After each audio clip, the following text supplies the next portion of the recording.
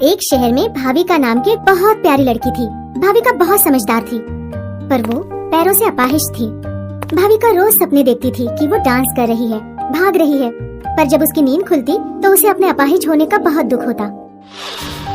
भाविका अपने mummy papa की सारी बातें मानती थी, जैसे सब्जियां खाना, होमवर्क करना, पौधों को पानी डालना। इसीलिए भाविका उन दोनों की बहुत लाडली थी। मम्मी पापा भाविका को हमेशा खुश रखना चाहते थे, इसीलिए उसे कभी बीच ले जाते या कभी पार्क में। पर भाविका खुश नहीं थी, क्योंकि भाविका का कोई दोस्त नहीं था। एक दिन की बात है, भाविका अपने क्लासरूम में बैठी थी और उसका ध्यान बाहर खेल रहे बच्चों पर गया। उसने सपना देखा कि वो भी उन बच्चों के साथ बिना बैसाखी के खेल रही है।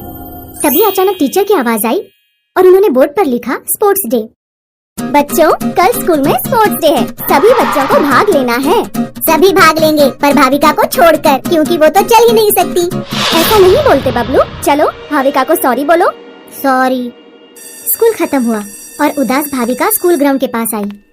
आसपास कोई नहीं था। उदास भाविका फूट फूट कर रोने लगी। तभी अचानक उसे एक आवाज सुनाई दी। वो यहाँ वहाँ देखने लगी, पर उसे कोई नहीं दिखाई दिया। अचानक उसे लगा कि शायद आवाज बेंच के नीचे से आ रही है, और उसने झुक कर देखा। एक कबूतर का बच्चा बेंच के नीचे फंसा हुआ था। तो तुम यहाँ हो? तुम शायद उस घोंसले से गिर गए और यहाँ फंस गए। चलो, मैं तुम्हारी मदद कर देती हूँ। भाविका उस नन्हे कबूतर की मदद करने लगी। उसने उसे प्यार से उठाया और उसे बेंच पर रख दिया। चलो, अब तुम अपने घर जाओ। अपने बच्चे को देखकर कबूतर की माँ बहुत खुश हो गई।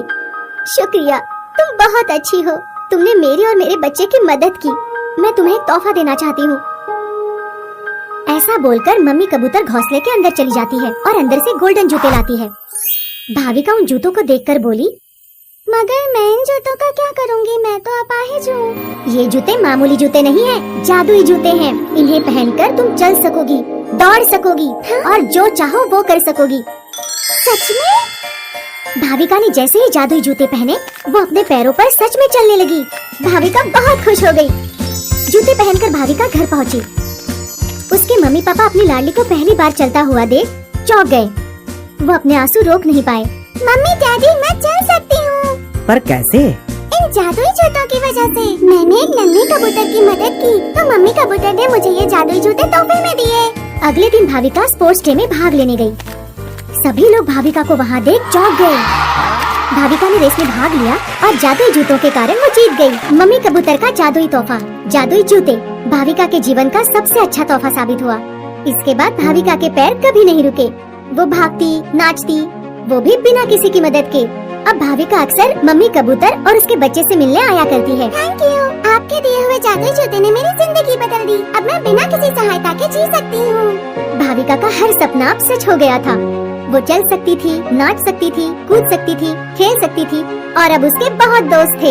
इसीलिए कहते हैं कि दूसरों की मदद करने से खुद की मदद होती है। हाय, अगर आप मुझे ऐसे ही देखना चाहते हैं तो इस वीडियो को जरूर शेयर करें, और हाँ, इस चैनल को भी सब्सक्राइब करना ना भूलें।